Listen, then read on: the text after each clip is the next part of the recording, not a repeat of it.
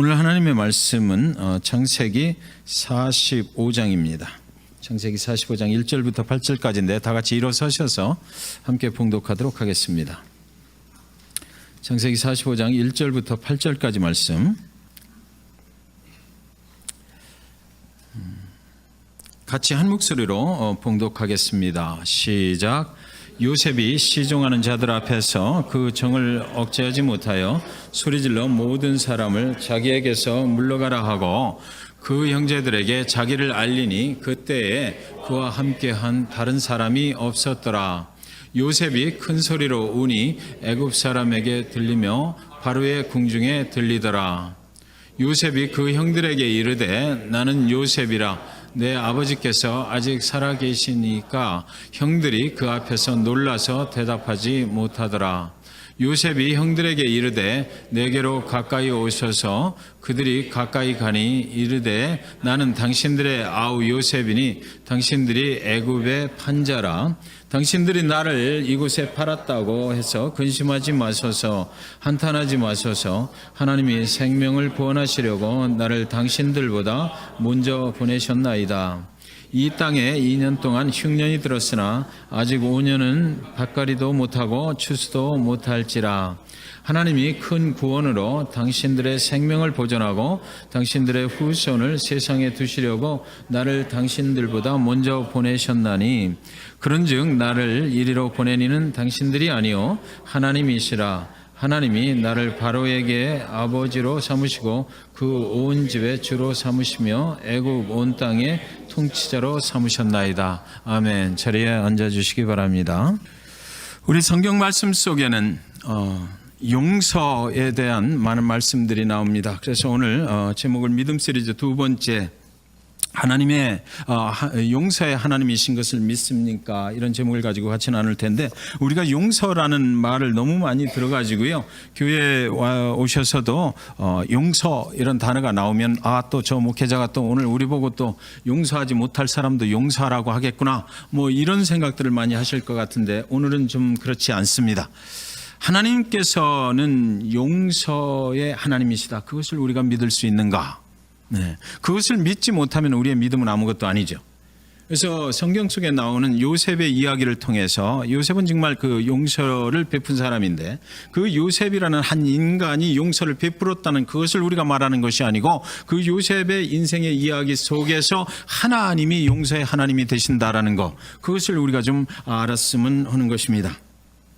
요셉의 이야기는 그래서 한 인간이 그저 용서를 베풀었다는 그런 이야기가 아니고요, 하나님의 이야기이고 예수 그리스도의 이야기인 것입니다. 오늘 본문 속에서 우리는 하나님의 성품이 어떤 분이신지 그것을 발견해내고자 하는 것입니다. 우리가 믿는 하나님은 과연 어떤 분이신가, 그것을 우리는 알아내고자 하는 것이에요. 요셉은 아버지의 집에서 아주 귀염둥이로 자랐어요. 다른 형들에 비하면 정말 아버지의 그 사랑을 독차지하며 살았던 그런 사람입니다. 그것이 형들의 질투를 오히려 불러일으키게 됐던 것이에요. 어느 날 요셉이 꿈을 꾸었는데 하필이면 이제 장래에 일어날 그 하나님이 주신 비전에 대한 꿈을 꾸게 되었는데, 이제 자기의 형들이 다 자기 앞에 와서 장래에 절을 하게 될 것이다 라는 그런 꿈을 꾸게 된 것입니다. 그 꿈을 그냥 자기만 알고 있었으면 괜찮았을 텐데, 또 요셉은 그 형들 앞에서 그 꿈을 같이 나누었던 것이에요. 그러니까 그때까지도 많은 미움을 받고 있었는데, 형들의 질투와 미움을 받고 있었던 이 요셉이 이제 그 꿈을 형들에게 나누게 되었을 때, 형들이 그를 광야의 구덩이 속에 밀어넣어 버립니다. 한 인간이 태어나서 이제 가정을 떠나서 처음 자기 스스로 인생을 살게 되었던 그곳은 바로 광야 속의 구덩이 속이었어요. 그곳에서 그는 사방이 다 막혀 있는 곳에서 뚫려 있는 곳은 오직 하늘, 그곳을 향해서 그 어린 나이에 하나님을 생각했을 것입니다. 광야 그 구덩이 속에서 정말 죽음이라는 것을 그는 맛보면서 자기의 인생을 시작하게 되는 것이에요. 그는 그 구덩이 속에서 아마 제가 생각한데 소리를 질러댔을 것입니다. 형, 제발 나를 살려줘. 그동안 어떤 일이 형들과 제 사이에 있었는지는 모르지만 나를 살려줘라고 그는 아주 애절하게 소리를 질렀을 것입니다. 그 가련하게 구원의 손길을 찾고 있는 요셉의 소리를 그런데 성경은 말하기를 형들은 외면했다, 이렇게 성경은 말하고 있는 것입니다. 그러나 여러분, 하나님은 그 소리를 들으셨지 않으셨을까요? 하나님께서는 형들이 외면하고 세상이 외면한 그 요셉의 그 가련한 구덩이 속에서 외쳐 불러대는 그 부르짖음의 소리를 하나님께서는 그 순간 듣고 계셨을 것입니다. 하나님이 주신 꿈을 가지고 인생을 살아가려고 했던 요셉, 하나님이 나에게 분명히 이런 꿈을 주셔서 그 비전을 가지고 내가 하나님 안에서 내 인생을 살아가겠다라고 말했을 때 그에게 닥쳐온 것은 고통과 고난이었습니다. 그러나 그 속에서 하나님께서는 그의 소리를 들으셨습니다. 마침 그때 이집트의 상인들이 지나가니까 형들은 요셉을 죽이지 말고 노예로 팔자고 결정을 해요. 그리고 나서 구덩이 속에 있는 요셉에게 형이 손을 이렇게 잡아줄 테니까 내 손을 잡고 올라오라고 손을 뻗치는 것입니다. 형이 와서 그의 손을 잡으라고 말했을 때 요셉은 얼마나 감사했을까요? 그 구덩이 속에서 이제 죽을 줄만 알았는데 드디어 하나님께서 내 기도를 들어주셨구나, 나의 부르짖음을 들어주셨구나라고 생각하지 않았을까요? 그래서 그는 그 형의 손을 덥석 잡은 것입니다. 하나님께서 응답해 주셨다라고 생각했을 것이에요. 그리고 그 손을 잡고 올라왔는데 그런데 그 손은 하나님의 응답의 손이 아니고 마치 마귀의 손과 같았던 것이죠.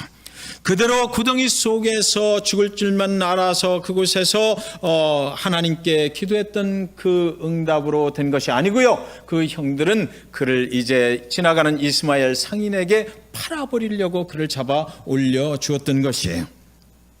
구원의 기쁨이 아니라 말로 형언할 수 없는 비참함과 분노가 형들을 향해서 일어났을 것 아닙니까?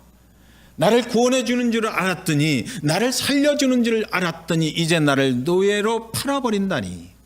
그래서 그는 노예로 끌려가면서 형들을 향해서 뒤를 돌아보며 형 하고 그 광야길에서 얼마나 소리를 질렀을까요? 이러지 마, 형, 내가 잘할 수 있어 라고 그가 얼마나 그 형들을 향해서 소리를 질렀겠습니까? 요셉의 그 애절한 목소리가 광야 가운데 울리고 또 울려 퍼졌을 것입니다. 이제 형들은 보이지를 않고요, 하나님도 보이지 않고 낯선 상인들에게 앞으로 자기 인생에 어떤 일이 벌어지게 될지 전혀 알 수 없는 두려움 가운데서 애굽으로 끌려가고 있는 그 요셉의 마음은 얼마나 그 순간에 두려웠을까요? 애굽에서 요셉은 바로의 궁에서 경호실장으로 일하는 보디발의 집에 또 한 번 노예로 팔려가게 됩니다. 그래도 노예로서 이제는 좀 좋은 일자를 얻게 된 것이지요. 하나님이 그를 도와주셨던 것일까요? 요셉은 하나님이 그와 함께 하신다라고 그 성경 말씀 속에 보면 계속해서 적어놓고 있는데 요셉은 그 순간에도 보디발의 집으로 노예로 팔려간 것이 이제 좀 감사해서 하나님께서 나와 함께 하신다, 나의 인생을 형통하게 하신다, 그렇게 말을 할 수 있었던 것일까요? 저와 여러분이 아마 그 노예로 끌려가서 보디발의 집에 노예로 일을 하게 됐을 때 우리도 요셉처럼 그렇게 하나님께서 나를 도우신다라고 그렇게 말할 수 있을 것인가요? 그 집에서 참으로 성실하게 일하니까 보디발이 말하기를 그가 믿는 하나님이 너와 함께 하신다라고 그렇게 그의 믿음을 인정을 받게 됩니다. 그러나 어느 날 보디발의 아내가 젊고 잘생긴 이 요셉을 유혹을 하는 거예요. 그 유혹을 거절을 했는데 그는 억울한 누명을 쓰고 성추행범으로 몰려서 감옥에 또 들어가게 되는 것이죠. 하나님께서 나와 함께 하신다, 하나님이 나의 삶을 형통하게 해주신다는 그의 고백이 이제는 정말 무색해진 것입니다. 그는 성추행범으로 몰려서 억울한 누명을 쓰고 또 그 보디발의 집보다 더 나쁜 환경 상황, 그 상황 속에 감옥으로 들어가게 되는 것이죠. 죄도 없이 감옥으로 들어가는 요셉은 얼마나 억울했을까요? 인생이 왜 이렇게 끝도 없이 어려움을 겪게 되는 것인가?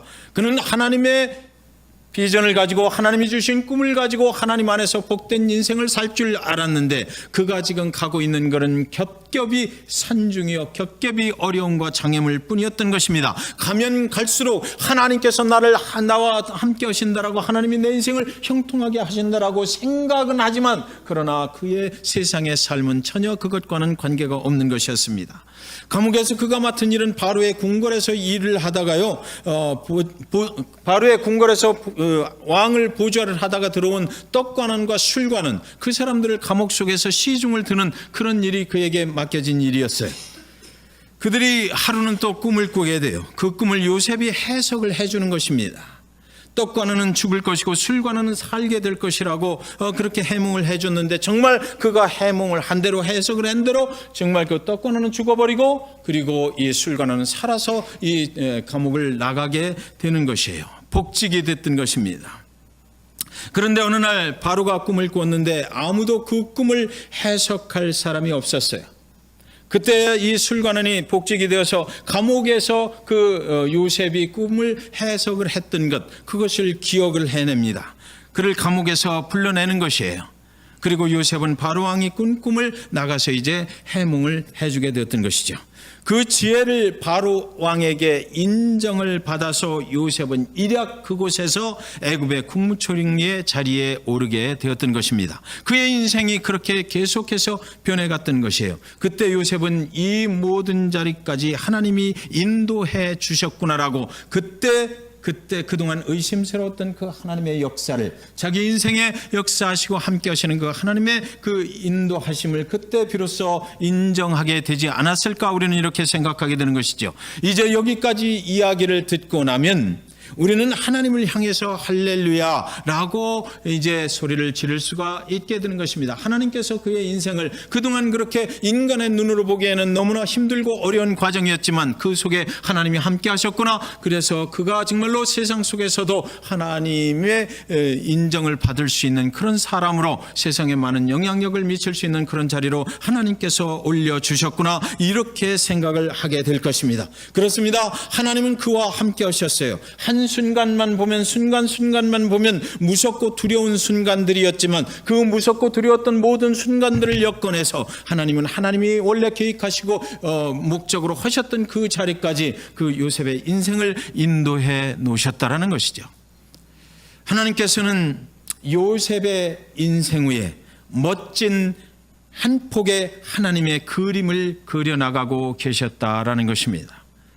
그런데 여러분, 요셉이 그 형들을 그 순간에 다시 만난다면 어떻게 했으면 하고 그가 생각했을까요?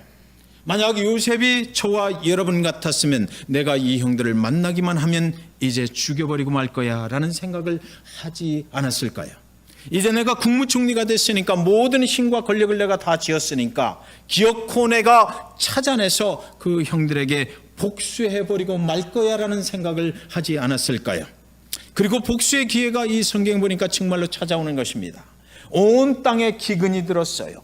오래전 그를 광야의 구덩이 속에 묻어버리려 했던 형들이 이제 식량을 구하려고 애굽으로 자기들 스스로 걸어 들어오는 것입니다. 오래전 그를 노예로 이스마엘 상인들에게 팔아버렸던 형들이 먹을 것이 없어지니까 제 발로 애굽으로 온 것이에요. 요셉은 복수할 수 있는 절호의 찬스를 만나게 되었던 것입니다. 그러나 요셉은 복수하지 않았다라고 성경에는 계속해서 기록이 되고 있어요. 창세기 45장 1절에 요셉이 시중하는 자들 앞에서 그 정을 억제하지 못하여 소리질러 모든 사람을 자기에게서 물러가라 하고 그 형제들에게 자기를 알리니 그때 그와 함께한 다른 사람이 없었더라. 요셉은 형들을 만났습니다. 그리고 형들을 만났을 때 복수한 것이 아니라 오히려 부둥켜 안고 엉엉 울음을 터뜨렸다. 이렇게 성경엔 기록이 되어 있어요. 45장 2절에 보니까 요셉이 큰 소리로 우니 애굽 사람들에게 들리며 바로의 궁중에 들리더라. 요셉은 엉엉 그 형들을 부둥켜 안고 우는 것입니다. 그동안에 형들에게 당했던 모든 아픔과 고통 때문일까 그 엉엉 울어대는 소리가 밖에서도 들릴 정도로 큰 소리로 울어버린 것이에요. 한없이 엉엉 울고 또 울었습니다. 요셉은 한마디로 그때 왜 형들이 나를 그렇게 미워했느냐고 묻지 않고 자기가 엉엉 울으면서 그 형들을 부둥켜 안아버렸던 것이에요. 그는 울기만 했습니다. 그 울음 속에 그동안의 슬픔과 그동안의 모든 고통을 다 묻어버렸던 것일까요? 45장 4절에 요셉이 형들에게 이르되 내게로 가까이 오소서. 그들이 가까이 가니 이르되 나는 당신들의 아우 요셉이니 당신들이 애굽의 판자라. 엉엉 울고 난 후에 그가 형들에게 형 나한테 가까이 오세요. 형 나한테 가까이 좀 오세요 라고 그렇게 요청을 하는 것입니다. 저는 이 장면이 여러 번 계속되었을 것이라고 생각해요. 성경에는 단 한 줄로 기록이 되었지만 요셉이 형들에게 가까이 오라고 했을 때 처음에는 뭣도 모르고 그 사람이 누군지 모르고 자기 동생, 자기들이 그렇게 고통을 주었던 그 요셉인 줄 모르고 가까이 갔을 것입니다. 그때 요셉이 그를 부둥켜 안고 내가 바로 당신들이 애굽에 팔아넘겼던 당신들의 동생 요셉이라고 말했을 때 아니 하고 그를 밀치고 뒷걸음질을 쳤을 것이에요. 아마 도망가고 싶었을 것이에요. 네가 정말 그 요셉이란 말이냐라고 그들은 말했을 것입니다. 이 말을 듣는 형들의 마음이 지금 내가 이 동생 요셉을 떠나서 어디론가 도망을 칠 수만 있으면 도망치고 싶었을 것입니다. 그런데 요셉은 형들을 더 가까이 오라고 부르는 것이에요. 형 그러지 말고 더 가까이 오세요. 나에게 가까이 오세요 라고 형 좀 더 가까이 오세라고 그렇게 몇 번을 말했을 것이에요. 가까이 오라고 부르시는 하나님의 마음을 우리는 느낄 수가 있는 것이죠. 우리가 여러 가지 인생의 고난과 고통 가운데 있다 하더라도 하나님의 백성을 절대로 외면치 아니하시는 그 하나님의 마음이 이 하나님의 그림 속에 지금 색칠을 해 나가고 있다라고 저는 믿습니다. 하나님이 그림을 그리고 계시니까 오늘 이 장면에 칠해질 색깔은 아주 부드러운 하늘색일 것만 같습니다. 분노의 빨간색이 아니고요. 오늘 이 그림 속에 칠해지는 그 색깔은요, 아름다운 무지개 색으로 하나님께서 칠해 나가고 계셨을 것이에요. 요셉은 형들에게 이렇게 말합니다. 이리로 가까이 오소서. 나를 버린 형들에게 나에게 가까이 오소서라고. 내가 복수하려고 하는 것이 아니니까 형이여 좀 더 나한테 가까이 오소서. 하나님께서는 그들을 포용할 수 있는 그림의 색깔을 칠해가고 있는 것입니다. 45장 4절에 당신들이 나를 이곳에 팔았다고 해서 근심하지 마소서, 한탄하지 마소서. 하나님이 생명을 구원하시려고 나를 당신들보다 먼저 보내셨나이다. 아멘. 저는 이 창세기 말씀 중에서 요셉의 이야기 중에서 45장 5절의 말씀을 가장 중요한 말씀이라고 믿는 것입니다. 자, 여기서 우리는 요셉을 통해서 하나님이 무엇을 말씀하시기를 원하시는지를 우리는 발견할 수가 있게 되는 거예요. 요셉은요, 형들에게 얼마든지 복수할 수 있어요. 절호의 기회가 왔습니다. 저와 여러분 같으면 아마 하나님께서 복수할 수 있는 절호의 찬스를 나에게 주셨다라고 하지 않겠습니까? 요셉 앞에 그의 형들이 지은 죄는 결코 용서받을 수 없는 죄입니다. 저와 여러분이 요셉이었다면 분명히 짚고 넘어가려 했을 것이에요.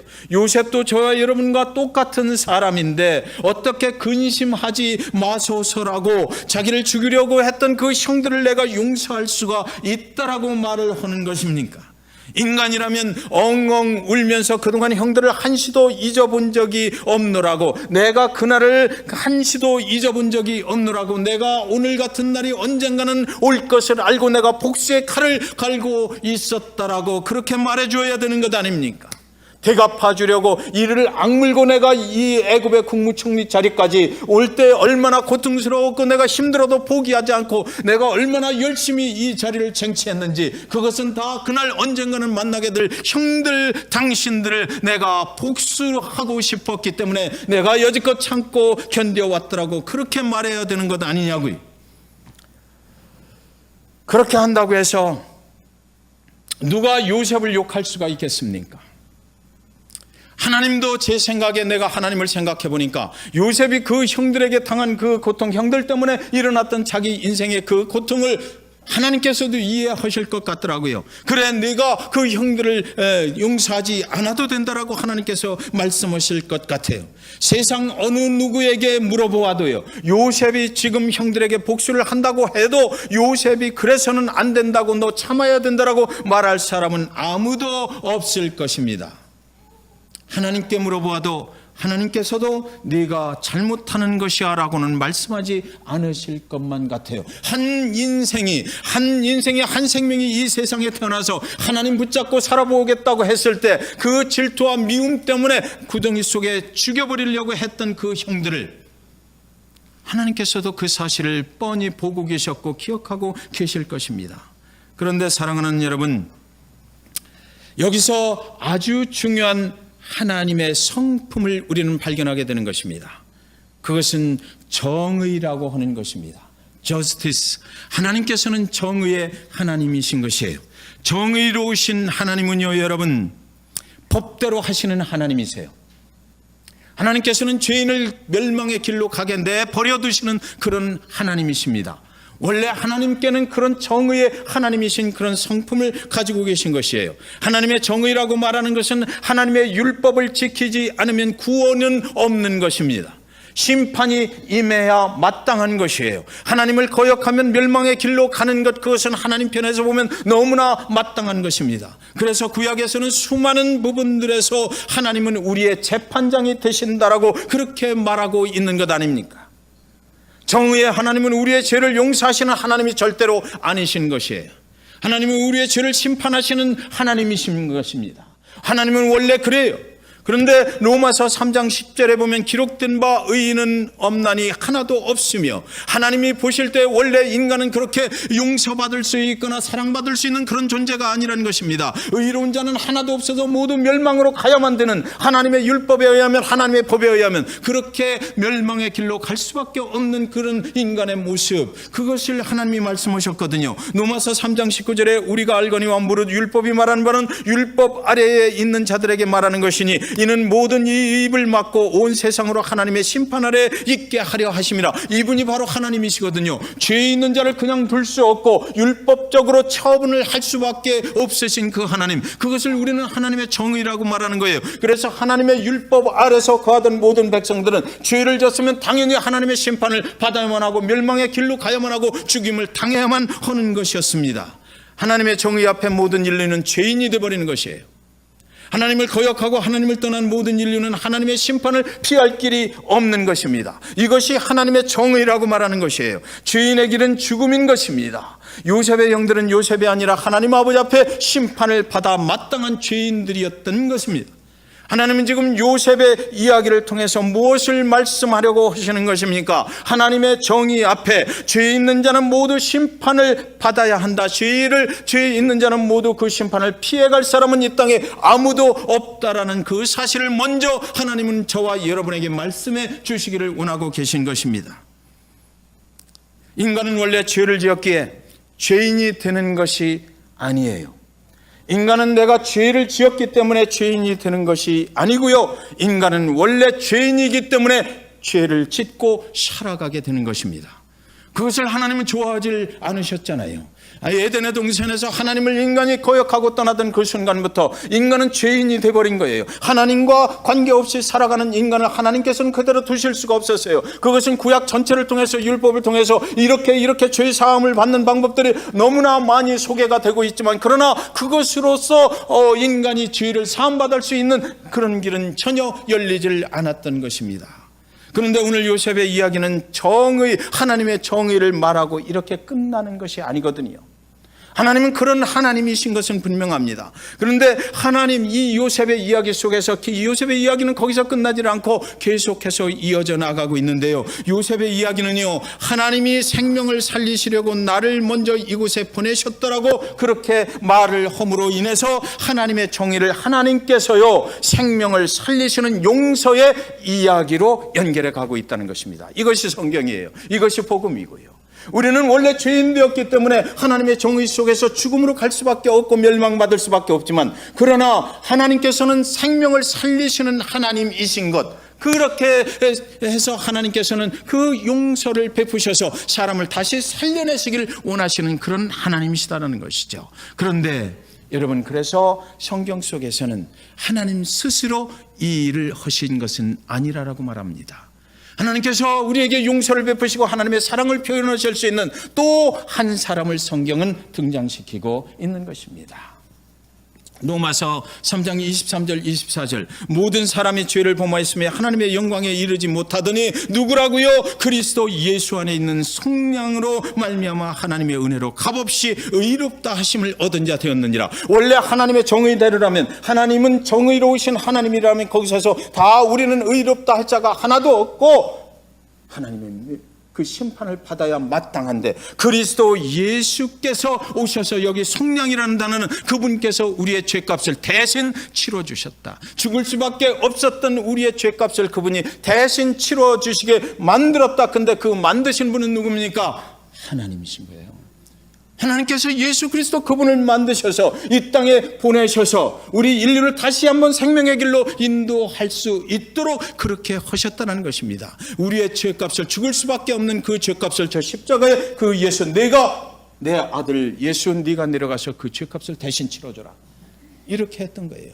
그래서 성령으로 말미암아 하나님의 은혜로 저와 여러분은 값없이 의롭다함을 입었노라라는 거죠. 그것을 우리는 하나님의 용서하심과 하나님의 의롭게 하셨다라고 하나님의 은혜라고 말하는 것이죠. 이 말씀은 첫째, 하나님의 정의로우심을 말하고 있는 것입니다. 요셉의 이야기는 그래요. 모든 사람이 하나님 앞에 죄인 되었기에 하나님의 심판을 피할 길이 없었는데, 둘째로 이 말씀은요, 하나님의 용서를 말하고 있어요. 그 모든 죄인들의 생명을 살리시는 예수 그리스도께서 치루어 주신 성령, 즉 우리의 죄값을 십자가에서 대신 치루어 주시기 위하여 자신은 속죄의 제물이 되어 주신 그 성령으로 인해서 우리는 생명을 얻게 되었다라는 것입니다. 하나님의 용서는 생명을 살리기 위해서 주어지는 것이라고 성경은 말하는 것이에요. 하나님의 용서는 그 목적을 가지고 있는 것입니다. 그래서 요셉의 이야기는 하나님의 정의와 형들을 용서해 주는 하나님의 은혜로 이제 연결이 되는 것이죠. 그 연결의 핵심은 바로 예수 그리스도 그분이신 것입니다. 요한복음 8장에는 여러분, 간음을 하다가 현장에서 잡혀온 여인이 예수님 앞에 끌려왔어요. 정의 앞에 선 사람들, 하나님의 정의, 하나님을 믿고 하나님의 백성이 된 사람들, 하나님은 정의로우신 하나님, 하나님의 율법은 이럴 때 어떻게 해야 되는지를 분명하게 알고 있는 똑부러지는 정의 앞에 선 그 하나님의 백성들이 돌을 들고 그 여인을 칠 준비를 하고 있었습니다. 그들이 돌을 내려치려는 순간에 예수님이 땅에 앉아버리시는 거예요. 그리고 땅바닥에 무언가를 쓰셨습니다. 여러분, 순간 사람들이 그 예수님이 땅바닥에 무엇을 쓰시나 궁금해서 돌을 들은 채로 모두가 예수님을 쳐다보는 것입니다. 죄진 여인의 한 생명이요, 죽임을 당하는 하나님의 정의가 임하는 그 긴박한 순간에 예수님으로 인하여 정적이 그곳에 흘렀을 것입니다. 거기 있는 모든 사람들이 예수님께 모두 집중을 하게 됐던 거예요. 예수께서 무슨 글씨를 그 땅바닥에 썼는지는 중요하지가 않습니다, 여러분. 신학자들이 그분이 그날 무슨 글씨를 거기다 썼는가 연구해보지만 성경에 적혀있지 않은 걸 자기들이 어떻게 찾아내겠느냐고요. 성경에 적혀있지 않은 것은 중요하지 않기 때문에 적혀있지 않은 거예요. 그러니까 예수님께서 거기다가 무엇을 썼는지는 우리는 알 필요가 없어요. 다만 우리에게 중요한 것은요, 하나님의 정의가 멈추었다는 것이죠. 예수님께서 그런 행동을 딱 하심으로 인해서 돌로 그 여인을, 죽을 수밖에 없는 그 죄인을 치려고 했던 그 하나님의 정의가 임하지 못하고 다 그 순간 멈췄다라는 것입니다. 그래서 예수 그리스도는 하나님의 정의와 하나님의 사랑의 그 중간 사이에서 하나님의 정의를 멈추게 하시는 그런 분이셨다라는 것이에요. 그리고 나서 예수님께서 말씀하십니다. 너희들 중에 죄 없는 자가 먼저 치라. 칠 사람이 아무도 없거든요. 하나님의 정의 앞에 당당할 수 있는 사람은 너 돌로 쳐도 좋다 이거죠. 하나님의 정의로 내가 죽을 수 너도 똑같다는 것입니다. 하나님의 정의의 잣대를 갖다 댄다면 너도 똑같은 사람이다라는 것이죠. 그래서 그들은 모두 멈출 수밖에 없었던 것이에요. 사랑하는 여러분, 어머니하고 할아버지가 함께 살던 어떤 집, 그곳에 그러니까 어머니, 할아버지 그리고 소년이 이렇게 살고 있었습니다. 할아버지는 나이가 그렇게 많지는 않지만 휠체어를 항상 타고 다니셨어요. 그래서 겨우 움직이는 것을 이렇게 조금씩만 스스로 할 수밖에 없어서 몸이 불편한 관계로 음식을 혼자 드실 수가 없었던 것입니다. 그래서 항상 이 어머니가, 이 엄마가 애한테, 할아버지한테 이 음식을 가지고 와서 먹여드리라고, 접수시켜 해드리라고. 그래서 어렸을 때부터 이 소녀는 이제 매 끼니 때마다 할아버지 방으로 음식을 가지고 가서 할아버지 입에 이렇게 떠 넣어드렸습니다. 그런데 어느 날 이 소년이 이제 사춘기가 왔어요. 그러니까 이런 일들이 굉장히 좀 싫어지는 것입니다. 번잡하고 자기도 자기 시간도 있고 자기도 그런데 매 하루 세 끼를 그렇게 하려니까 얼마나 힘들었겠어요. 이제 소년이 사춘기에 접어들자 어느 날 갑자기 어머니에게 화를 내면서 이제부터는 엄마가 할아버지를 먹여드리세요 이렇게 소리를 지르고 나가버리는 것입니다. 정말 지겨워 죽겠어요 그랬어요. 어머니가 소년에게 이렇게 말씀을 시작하십니다. 얘야, 할아버지가 처음부터 휠체어에 앉아 계셨던 것은 아니야. 할아버지는 아주 건강한 분이셨단다. 그런데 네가 4살 때 아주 큰 사고가 우리 집에 났었어. 소년은 고개를 의자에 파묻은 채로 듣고만 있었습니다. 어머니가 계속해서 말을 해나가는 거예요. 우리 집에 아주 큰 불이 났었단다. 네 아버지는 지하실에서 일을 하면서 내가 2층에 엄마와 함께 있을 거라고 생각했고, 그리고 나는 네가 아버지와 함께 있을 것이라고 생각을 하고, 우리는 불이 나자 아버지는 아버지대로 나는 나대로 혼자만 빠져나왔단다.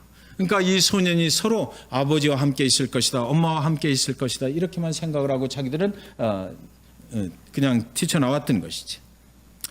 그런데 그때 뒤늦게 할아버지가 내가 2층 방에 홀로 남겨진 것을 뒤늦게 알게 됐단다. 그래서 그 할아버지가 2층에 혼자 급하게 올라가셔서 너를 물에 젖은 수건으로 싸서 안고 나오셔서 네가 지금 이렇게 살아있는 거야.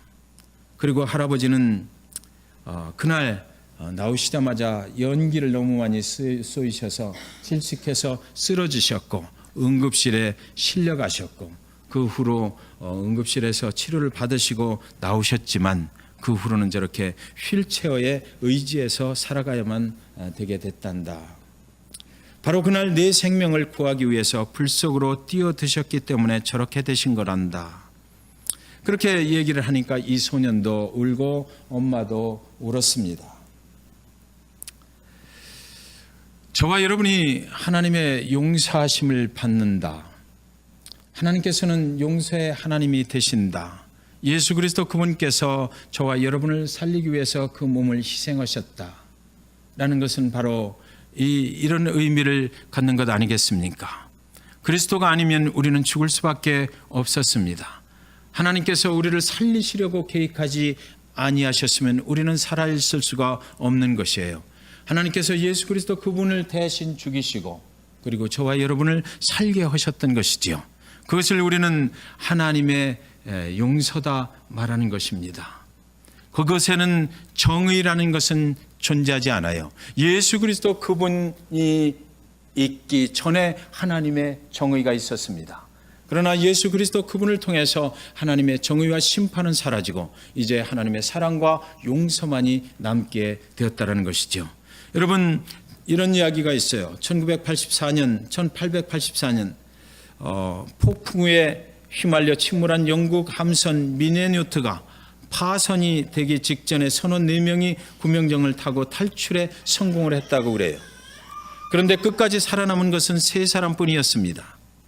그들 중 객실에서 근무하고 있던 한 사람이 있었는데 그는 부모도 없고 아내도 없고 자식도 없는 청년이었어요. 그래서 4명이 살아남았는데 이 중에서 4명이 바다에서 이렇게 표류를 하다가 자기들이 살아야 되니까 먹을 것이 없으니까 오랜 동안 표류를 하면서 자기들이 결정을 하기를 저 부모도 없고 아내도 없고 자식도 없는 저 청년을 우리가 잡아먹자. 그래서 그들은 살았습니다. 3명이 그를 죽이고 그의 살을 먹고 생존했던 것이에요. 그래서 나중에 육지로 돌아와서 많은 사람들이 그들의 정당성을 인정을 해 주었다라고 그래요. 살기 위해서 어쩔 수 없었다라고 하는 것이죠. 여러분, 우리는 이런 생각을 가지고 혹시 세상을 살아가고 있지는 않은지, 한번 만약에 예수 그리스도 하나님 그분께서 그 4명들 중에 한 분이셨더라면 그분은 어떻게 하셨을까요? 그분의 생명을 주시고 아마 그 3명을 살려내시지 않았을까? 그런 생각을 또 해보게 되는 것입니다. 로마서 5장 8절에 우리가 아직 죄인 되었을 때 그리스도께서 우리를 위하여 죽으심으로 하나님께서 우리에게 대한 자기의 사랑을 확증하셨느니라. 하나님 그분께서는 이미 우리가 죄인인 것을 알지도 못할 때 예수 그리스도 그분을 보내시기로 결정을 하신 것이죠. 우리는 죽을 수밖에 없는 길을 갈 때에 이미 하나님께서는 예수 그리스도 그분을 이 땅에 보내셔서 우리를 살릴 그런 계획을 하고 계셨다는 것입니다. 사랑하는 여러분, 우리가 꼭 기억해야 될 일이 있습니다. 요셉은 형들이 무슨 죄를 저질렀는지를 중요하게 생각하지 않았습니다. 45장 5절 다시 읽습니다. 당신들이 나를 이곳에 팔았다고 해서 근심하지 마소서, 한탄하지 마소서. 하나님이 생명을 구원하시려고 나를 당신들보다 먼저 보내셨나이다. 예수님은 현장에서 가늠하다 잡혀온 여인의 죄를 중요하게 생각하지 않으셨습니다. 하나님은 저와 여러분이 무슨 죄를 저질렀는지를 중요하게 생각하시는 하나님이 아니신 것이에요. 그것은 바로 죽을 수밖에 없는 죄인의 생명을 어떻게 다시 살려낼 수 있느냐, 하나님은 이것을 중요하게 생각하시는 것입니다. 돌아온 탕자의 아버지는요, 그가 나가서 어떤 삶을 얼마만큼 추하게 죄인된 삶을 살았는지 그것을 따지지를 않으셨습니다. 그냥 돌아온 것이 중요했어요. 여러분이 무슨 죄를 저질렀는지 그것은 하나님께 중요한 일이 아니다라는 것입니다. 하나님이 지금 생각하시는 것은 우리가 다시 살아나는 것입니다.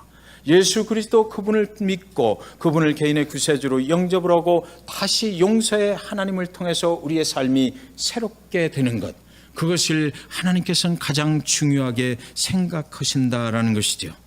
사랑하는 여러분, 사람을 살리기 위해서는 똑부러진 그런 정의가 존재해야 되는 것이 아닙니다. 똑부러진 하나님의 정의로 사람은 죽어가는 것이고요.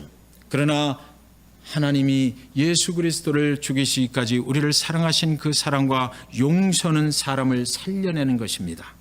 그래서 저와 여러분이 하나님이 베푸신 놀라운 용서를 받게 되기를 원하는 것입니다. 그래서 우리 모두가 새롭게 되었으니까 하나님이 우리를 살리신 것에 항상 감사하면서 그분은 나를 살리신 용서의 하나님이신 것을 꼭 믿으시고 하나님께서 축복해 주시는 그런 길을 저와 여러분이 살아가게 되시기를 주님의 이름으로 간절히 축원드리는 것입니다. 기도하겠습니다.